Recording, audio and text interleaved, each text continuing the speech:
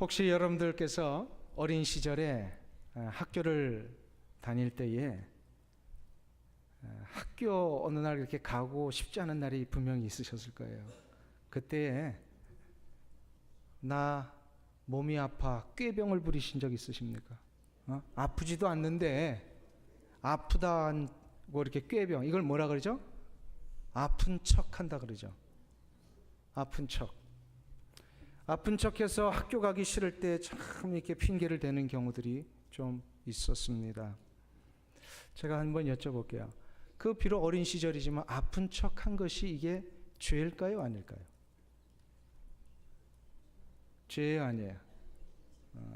그냥 뭐 그런 거 정도야 그냥 슬쩍 넘어갈 수 있는 문제 아닙니까?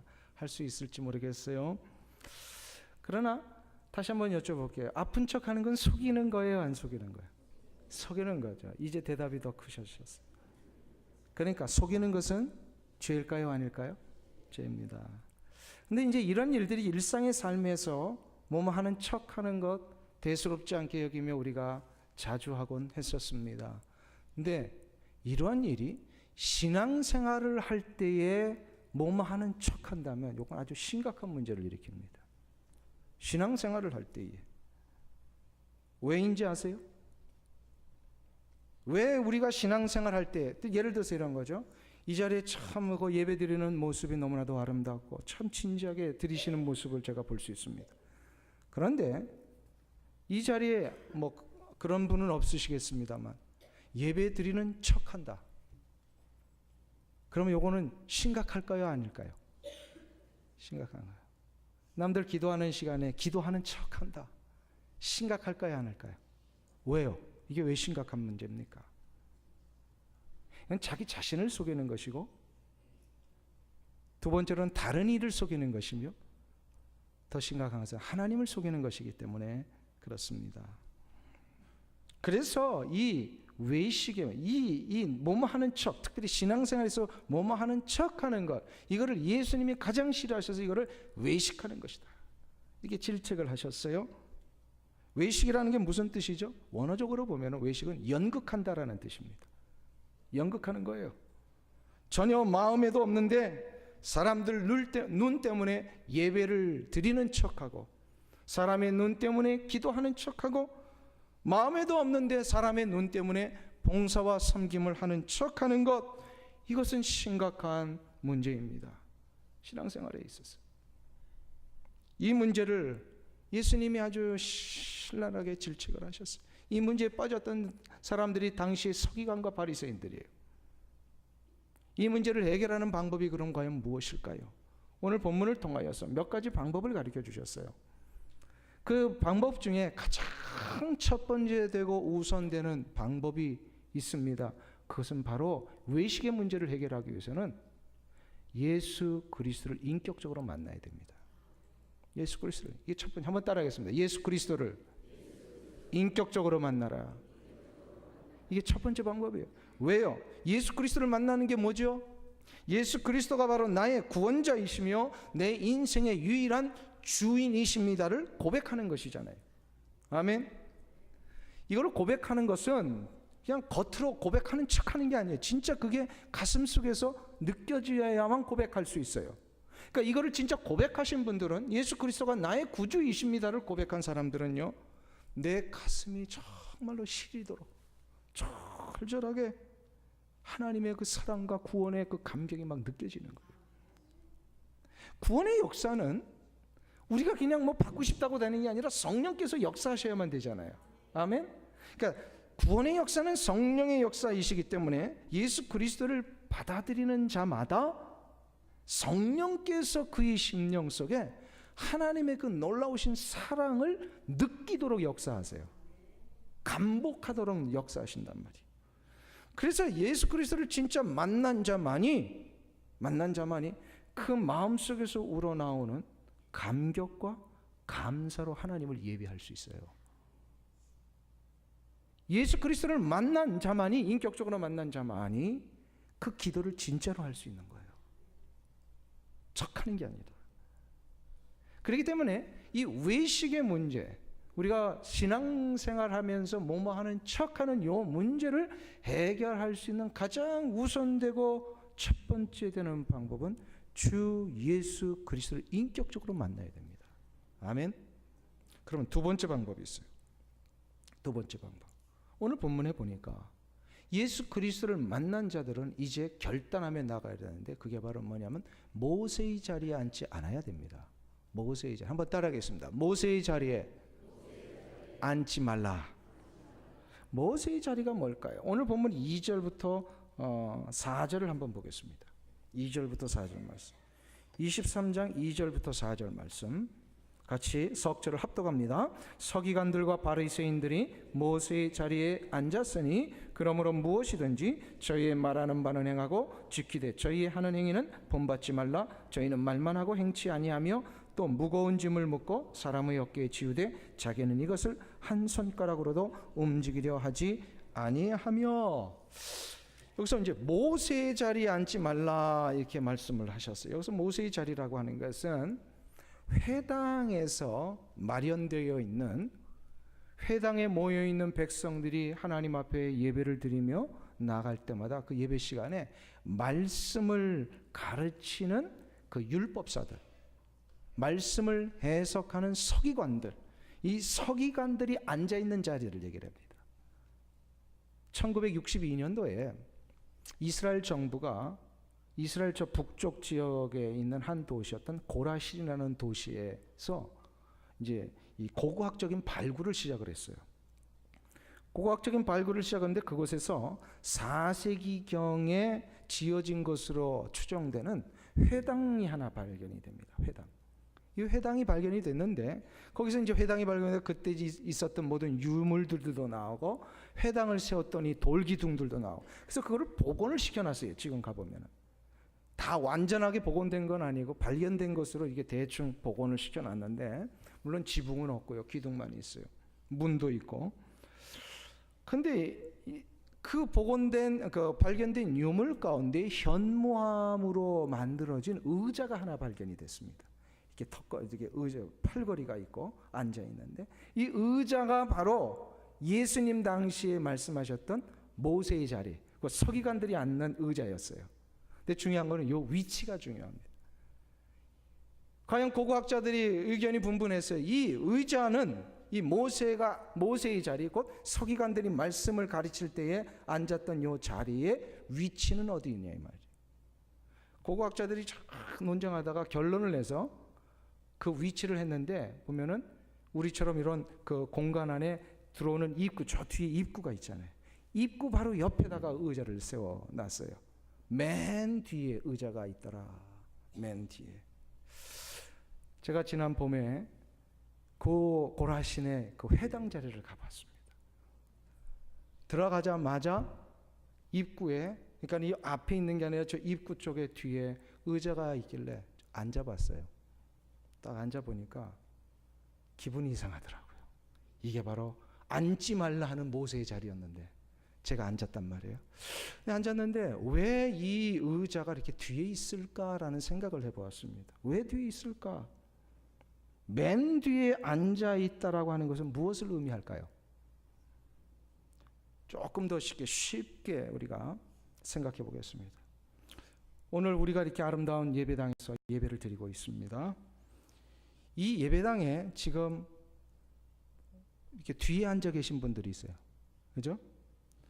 뒤에 앉아 있는 것과 맨 앞에 앉아 있는 것 중에 어떤 것이 더 예배에 더 적극적이고 집중이 될까요? 어디에? 오늘 어쩌다 뒤에 앉았는데 괜히 또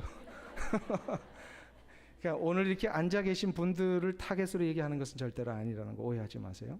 지금 이 모세의 자리를 설명을 하려고 그러는 거예요. 그러니까 심리학적으로 한번 보세요. 어떤 모임이든지 간에 그러니까 오해할까 봐 예배는 취소. 그리고요. 우리 학생 시절의 학교 교실을 한번 생각해 보세요. 학교 교실에 맨날 뒤에 앉는 아이들은 어떤 아이들이에요? 예? 예. 별로 이렇게 공부에 관심 없고 그냥 수업 시간에 이렇게 별로 열정적이지도 않고 이런 아이들은 맨 뒤에 앉아서 뭐 해요? 딴청을 하는 거예요. 딴청을 하는 거예요.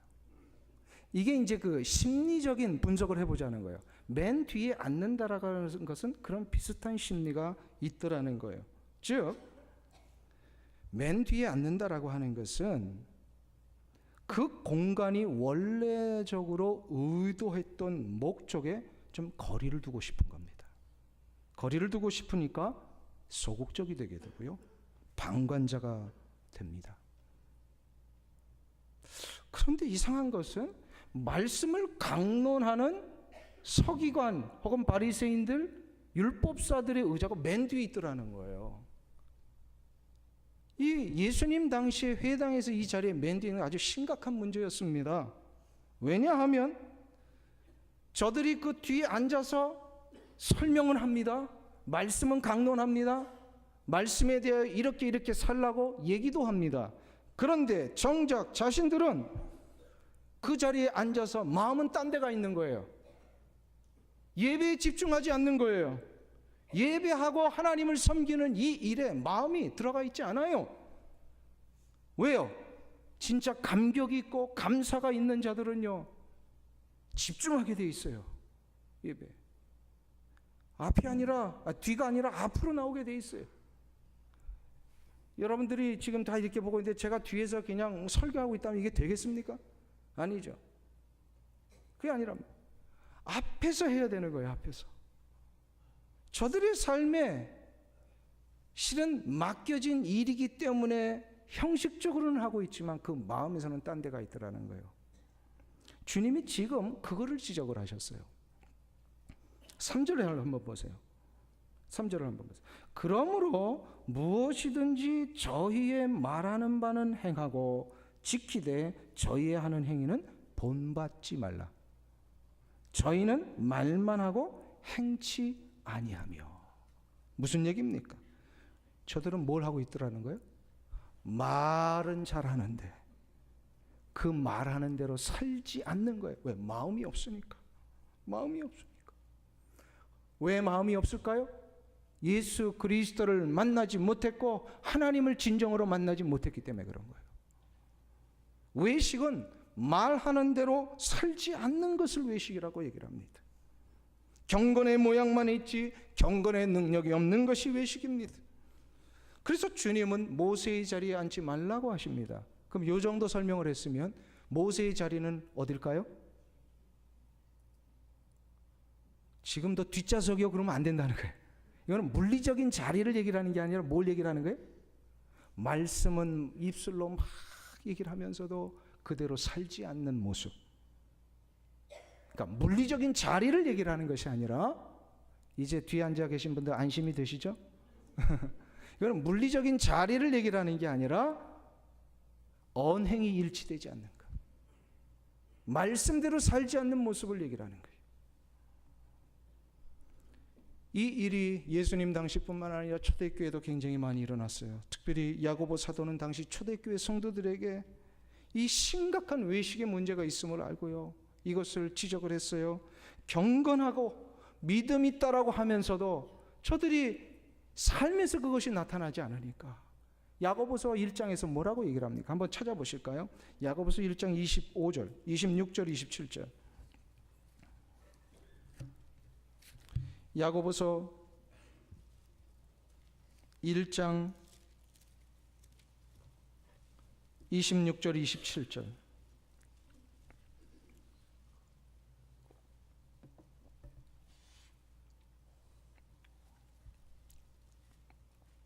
야고보서 1장 26절, 27절. 우리 372페이지 신약성경에 있습니다.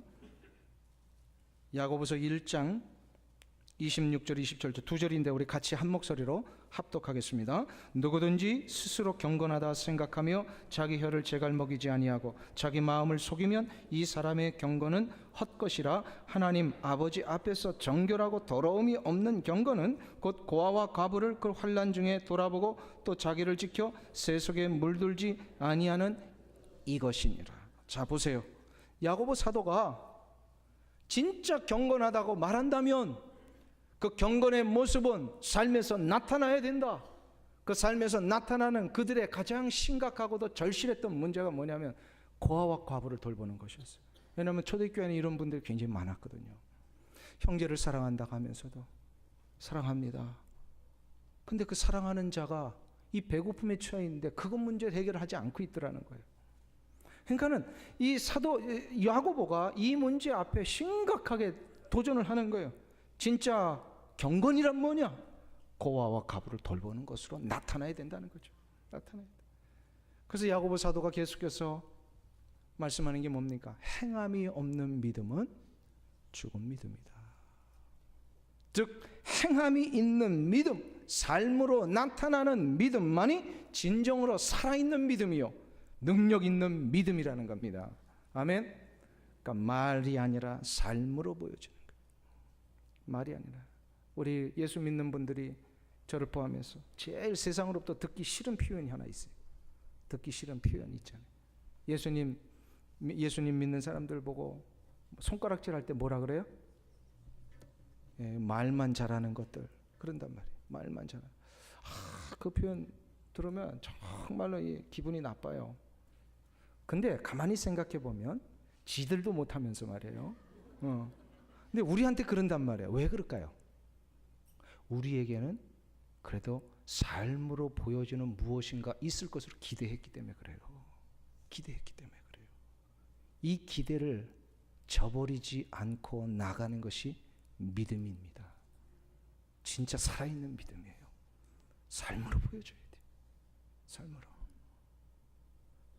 그래서 외식을 극복하는 방법은 뭐라고요? 내 말하는 것으로 삶에 보여줘야 되는 거예요.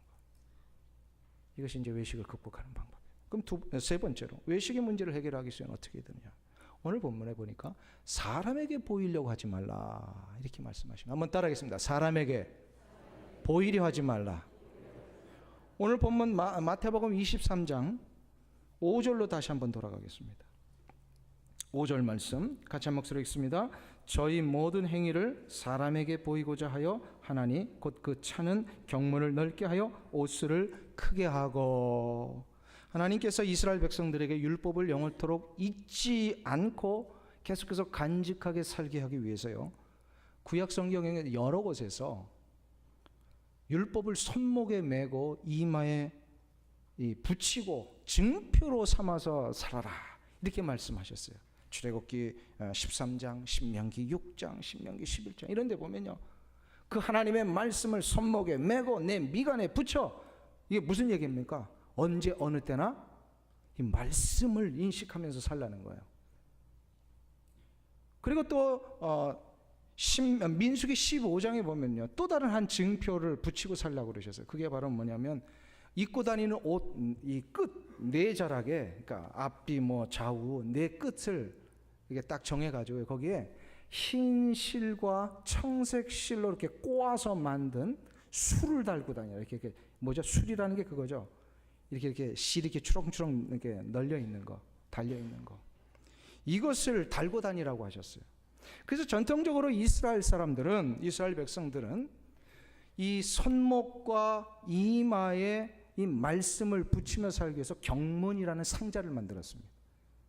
양피지 가죽 혹은 소가죽으로 만든 이 조그만 상자인데 이 상자를 안에 그 하나님의 말씀 구절을 적어서 돌돌돌돌 말아가지고 그 상자에 넣어서 이거를 이마에도 이렇게 묶고 다니고 손에도 이렇게 묶고 다닙니다. 그리고 이제 옷술에다가 그 술을 달아가지고요 길게 늘어뜨리면서 다닙니다. 지금도 이스라엘 사람들은요 정통 유대인들은 이거를 하고 다닙니다. 통곡의 벽 같은 데 가보면 이렇게 하고서 기도하는 사람들이 있어요. 이렇게 이제 하나님이 하신 명령의 말씀을 예수님 시대의 서기관과 바리새인들은 다른 사람들보다 이 이마와 손목에 매는 경문을 몇 배를 더 크게 만든 거예요. 조그맣게 아니라 이렇게 크게 만들고요. 손목에도 이렇게 크게 만들고요. 옷수를 내구탱이만 하는 게 아니라 이거를 얼마나 이게 치렁치렁 달았는지 나중에는 여자들이 이렇게 추울 때 입는 그 숄 같은 거 있잖아요. 이 숄 같은 거를 만들어서 거기서 치렁치렁 이 술을 늘어뜨리면서 길거리를 다니는 이 일을 예수님 당시 했더라는 거예요. 더 크게 만들고 더 보기 좋게. 왜 그랬을까요? 사람들에게 보이려고 하는 거예요. 하나님이 경문을 달고 옷에 술을 달라고 하신 의도가 뭐죠? 목적이 무엇이죠? 하나님 앞에서 그 말씀을 언제나 두렵고 떨림으로 붙들고 살라는 거예요. 하나님 앞에서 붙들고 살라는 거예요. 그런데 바리새인과 서기관들은 하나님 앞에서가 아니라 사람 앞에서 자기들이 그만큼 경건하다는 걸 보여주기 위하여서 크게 달고 쇼를 덮어서 입고 다니고 땅에 질질 끌리면서 시장에서 큰 소리로 기도를 하고, 이게 바로 무슨 모습이라고요? 외식입니다. 우리 주님이 가장 싫어하셨던 모습이에요. 사람에게 보이려고 하는 것이 외식이라는 겁니다. 사람에게 보이기 위하여 하는 봉사, 사람에게 보이기 위하여 하는 섬김, 사람에게 보이기 위하여 하는 충성, 이것은 진짜 섬김도 아니고 충성도 아니고 봉사도 아닙니다. 그거는 봉사하는, 어떻게? 한번 따라했습니다. 척이에요, 척. 이게 외식이라는 거예요. 왜 사람들이 그 서기관과 바리새인들의 그 마음을 한번 이렇게 쫙 생각을 해보세요. 왜 저들이 사람에게 보이고 싶어 했을까요? 사람에게. 오늘 본문에 보니까 그 사람에게 보이는 순간부터 돌아오는 리워드가 있었어요. 보상이 있어서 그게 바로 뭐냐면 칭찬과 존경이었습니다. 사람으로부터 칭찬과 존경이 돌아오니까. 그런데 한번 사람으로부터 받는 칭찬과 존경, 이것을 기대하면서 하는 하나님 앞에서 하는 것이 아니라 그 사람에게 보이기 위해 하는 이 경건한 척하는 이 모습들, 이것을 외식이라고 하는데, 이 외식의 가장 심각한 문제가 뭘까요? 이렇게 사람으로부터 받는 이 칭찬과 존경을 기대하는 문제의 심각한 결과,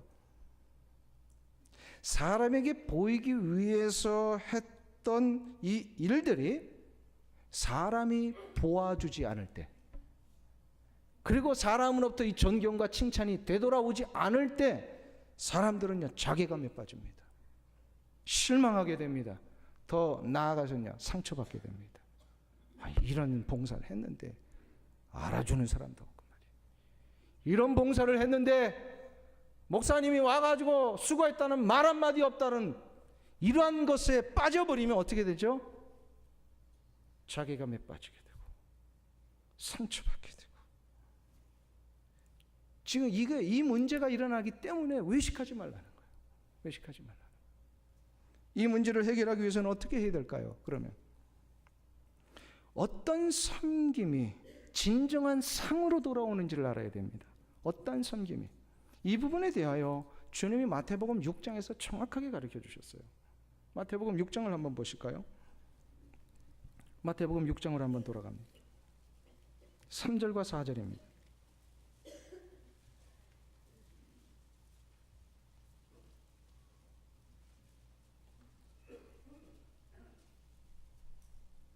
(3절과 4절) 말씀. 자, 우리 합독합니다. 너는 구제할 때에 오른손에 하는 것을 왼손이 모르게 하여 내 구제함이 은밀하게 하라. 은밀한 중에 보시는 너의 아버지가 갚으시리라. 아멘. 보세요. 누가 갚으신다고요? 어떻게 할 때? 은밀하게 할 때. 만일에 은밀하게 하지 아니하고 이것이 드러나서 사람에게 보여져서 사람으로부터 그래서 존경과 칭찬을 받았다. 그러면 그 사람은 어떻게 된 걸까요? 2절을 한번 보세요. 2절 말씀. 같이 한 목소리 있습니다. 그러므로 구제할 때에 외식하는 자가 사람에게 영광을 얻으려고 회당과 거리에서 하는 것 같이 너희 앞에 나팔을 불지 말라. 진실로 너희에게 이르노니 저희는 자기 상을 이미 받았느니라. 이게 무슨 얘기예요? 자기 상을 받았어요. 사람으로부터 칭찬과 존경 받았어요. 이거는 상을 이미 받았다라는 거예요. 그럼 이 얘기는 무슨 얘기예요? 하나님으로부터 이제 상이 없다는 거예요. 자, 그러면 누구한테 받는 상이 더 좋은 거예요? 사람에게 받는 상? 아니면 하나님으로부터 받는 상? 진짜예요? 좀 쉬운 예를 한번 들어볼까요? 아이들끼리 동네에서 어린아이들이 놀다가 소꿉장난 하다가 너 선생님의 나 학생 할게 뭐 이러다가 학생이 잘해가지고 친구끼리 선생님이 잘했다 상 받아라 그래서 상을 줬어요. 이런 상하고 진짜 학교에서 선생님으로부터 우등상 받는 거하고 어떤 게 더 좋은 거예요? 진짜 상은요, 학교에서 받는 우등상이에요. 왜요? 소꿉장난 하다가 받는 상은 아무것도 아니거든. 그냥 얘야 밥 먹어라 그래서 어머니가 돌아오라 그러면 그건 다 없어지는 상이에요. 뭔지 아시겠어요? 이 세상에서 사람으로부터 받는 칭찬과 존경은 없어질 것들이에요. 우리를 살려내지 못하는 것들이. 그런데 하나님으로부터 받는 상은 영원히 없어지지 아니하고 그 상을 받고 나면 자자손손 이어집니다. 아멘. 그래서 하나님이 갚아주시겠다 하는 그 상을 받아야 그게 진짜 상이에요. 하나님이 갚으시면 이 세상 사는 동안에 그 갚아주심 때문에 우리가 이 세상 사는 그 모든 삶의 현장 시절을 쫓아 놀라운 생명의 과실을 맺는 역사가 일어납니다. 이거는 많은 그 간증자들과 경험하신 분들에 의하여 나온 결론인데요. 하나님으로부터 이 상급을 받잖아요. 그러면 자녀손들에게 많이 갚아주세요. 자녀손들에게. 참, 이거 참 놀라운 역사예요. 하나님이 우리의 삶의 시절을 쫓아 과실을 맺는 삶이 되게 하시겠다. 그렇기 때문에 은밀한 중에 보시는 하나님 앞에서 우리가 살아야 합니다. 사람의 칭찬과 존경을 기대해서는 안 된다는 것이죠. 이것이 외식을 극복하는 세 번째 방법이에요. 그럼 마지막 네 번째로 외식을 극복하기 위해서는 어떻게 해야 되냐? 오늘 본문에 보니까 높아지려 하지 말라. 한번 따라하겠습니다. 높아지려 하지 말라. 오늘 6절과 7절을 한번 보겠습니다. 6절과 7절 말씀. 같이 한 목소리 하겠습니다. 너는 기도할 때에 내 골반 32장 23장 6절과 7절 같이 읽겠습니다. 잔치의 상석과 회당의 상자와 시장에서 문안받는 것과 사람에게 랍비라 칭함을 받는 것을 좋아하느니라. 자, 이것은 이제 통틀어서 높은 자리에 앉아 있는 것을 얘기를 합니다. 그리고 이 이후에 높은 자리에 앉으려고 하는 사람들에 대한 모습과 그것에 대한 정확한 지적을 예수님이 12절까지 하시는 거예요.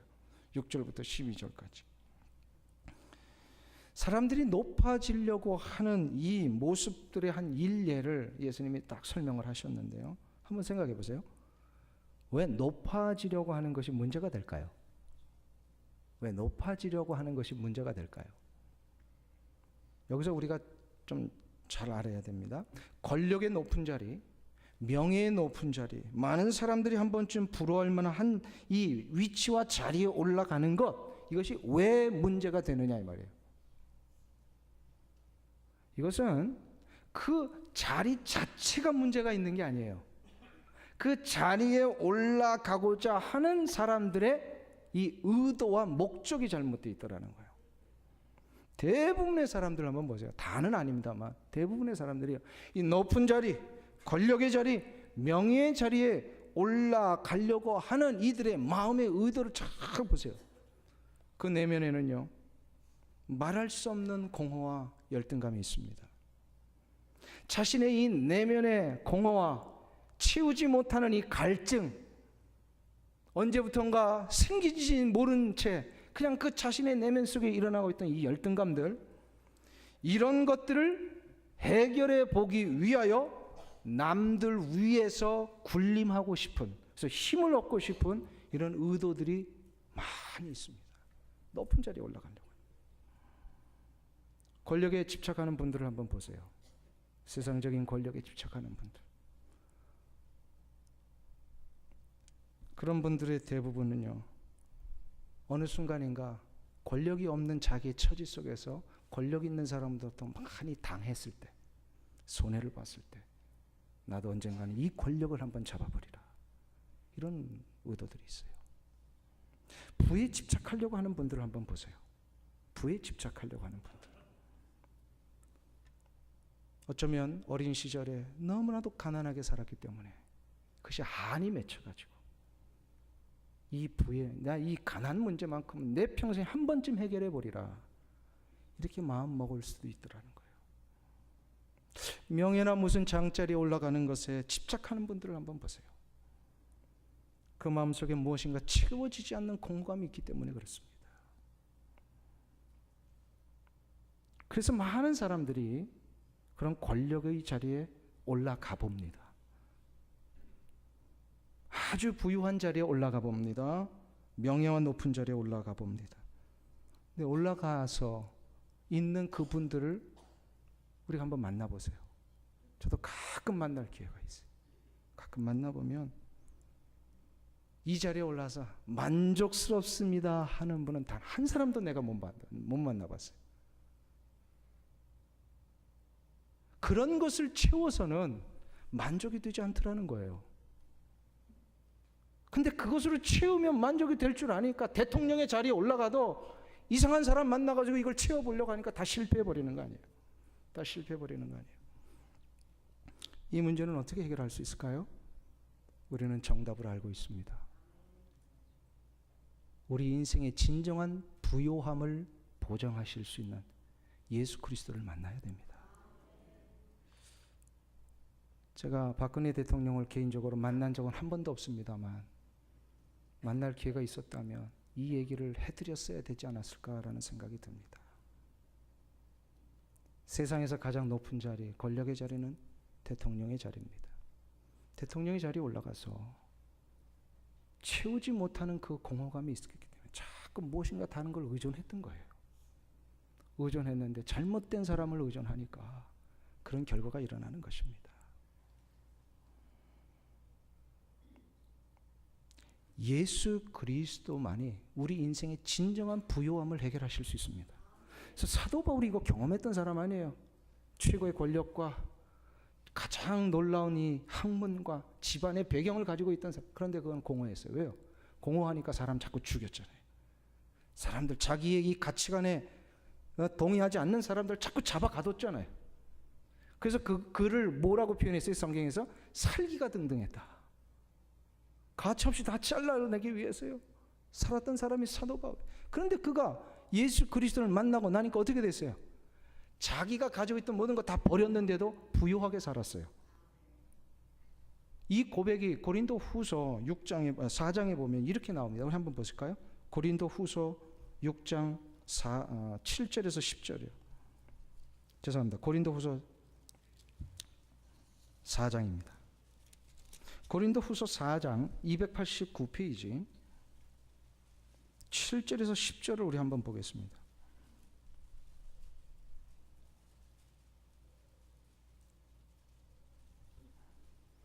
(289페이지) 신약성경 고린도 후서 4장 7절에서 10절 말씀 제가 먼저 읽고요. 우리 한 절씩 교독하겠습니다. 우리가 이 보배를 질그릇에 가졌으니 이는 능력의 힘이 큰 것이 하나님께 있고 우리에게 있지 아니함을 알게 하려 함이라.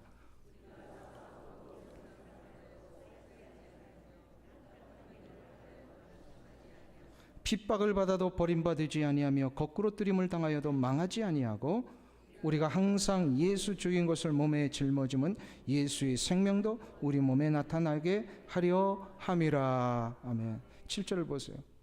이게 사도 바울의 고백인데요. 자기가 이제 이 보배를 질그릇에 가졌다. 이 표현을 했어요. 보배는 누구일까요? 예수 그리스도. 질그릇은 누굴까요? 자기 자신이에요. 우리예요. 질그릇이라는 것은 흙으로 만든 그릇이란 뜻이에요. 보잘것 없고 가치도 없고 금방 깨지기 쉽고. 왜? 우리는 다 흙으로 지어진 존재잖아요. 그런데 그 보잘것 없는 질그릇과 같은 자신의 인생에 예수 그리스도가 담겨지시니까 자기의 인생 자체가 보배로운 사람이 되었더라는 거예요. 그러니까 사방에 우겨쌈을 당해도 결코 흔들리지 않더라는 거예요. 답답한 일 당해도 답답해하지 아니하고 핍박받아도 버림받지 않았다라고 생각하고 거꾸로 뜨임을 당해도 망하지 아니하는 이 역사, 무슨 이유 때문에요? 예수 그리스도 때문에. 이게 되면요 척하지 않습니다. 있는 척하지 않습니다. 배운 척하지 않습니다. 권력이 있는 척하지 않습니다. 세상 사람들이 손에다 쥐고 싶어 했던 그거 쥐지 못해도요 내 안에 보배로운 예수 그리스도가 계시니까 진짜 넉넉하고 부유하고 기뻐하고 감사할 수 있는 거예요. 할렐루야. 돈이 없어도요 결코 굽실되지 않습니다. 제가 한번 말씀드린 적이 있는데요. 신학교 동기 중에 김영철 목사님이라고 있어요. 신학교 같이 졸업 곧바로 몽골 선교사로 가신 분이에요. 몽골 선교사로 가시는데 이분이 그때까지 사모님이 누군지 몰랐어요. 근데 몽골 선교사로 가는데 신문에 났는데 그 사모님이 양영자 선수예요. 88 올림픽 때 탁구로 금메달 따신 분. 사랑의 교회에서 지내다가 이분들이 만나가지고 결혼하셨어요. 이 두 분이 몽골 선교사로 가신다는 소식을 듣고 뭐 이제 수소문을 해봤는데 이분들이 진짜 가시는 거예요. 그래서 만나질 못하고 나중에 신문 기사를 봤는데 이분이 가실 때 그 양영자 선수에 대한 기사가 나왔어요. 한 기자가 하여튼 기자들은 지엽적인 거 이렇게 자꾸 파고들잖아요.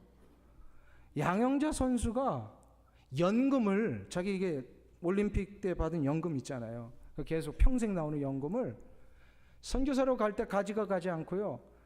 그 시골에 있는 아는 한 목사님에게 그걸 다 돌리고 갔어요. 그러니까 그걸 어떻게 또 알았는지 이걸 가지고 또 질문을 하는 거예요. 기자가. 도대체 왜 그랬느냐고. 그 선교연금 가지고 그냥 가서 그 연금 받아서 선교연금을 하면 되지. 그때 양형자 선수가 뭐라고 얘기를 했냐면요. 사모님이 내가 선교지 가서 연금을 의지하면 하나님 의지하지 않을 것 같아가지고 그렇게 했다. 그래서 양형자 사모님 선교사님은요 몽골 가서 진짜 연금 의지하냐고 정말로 이렇게 하나님만 의지하며 살았어요. 이분이 나중에 어떻게 된지 아세요? VIP 대접을 받았어요. 양형자 선수가 가가지고 선교지에서 뭘 했겠어요? 탁구를 가르쳤어요. 세계 최고의 탁구 선수가 몽골에서 탁구를 가르치니까요 대통령이 놀래가지고 이 국민 스포츠로 이 탁구 이 유망주들을 좀 키워달라고 그래가지고 VIP 대접을 받았어요. 이분이 돈이 없이 갔어요. 근데 이분은 내가 보니까 진짜 부유한 사람이에요. 진짜 부유해요. 왜요? 그 안에 뭐가 있으니까요? 누가 계시니까? 예수 그리스도. 돈을 아무리 많이 가져 선교한다 한들 그 안에 예수 그리스도의 이 부유함을 느끼지 못한다면 가장 힘들게 선교할 겁니다. 그러나 내 손에 쥐어지는 그 물질이 없어도 내 안에 계시는 예수 그리스도의 부유함 때문에 그곳에 서는 자는 세상의 모든 것을 이룰 수 있습니다. 사랑하는 성도님 여러분, 예수님이 이것을 주시기 위하여 우리 가운데 오신 겁니다.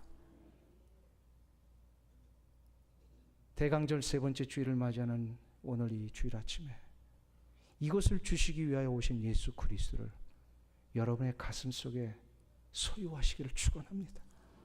그때 시절을 쫓아 마르지 아니하는 놀라운 생명의 열매와 결실들이 여러분의 삶 가운데 일어나게 되실 줄 믿습니다.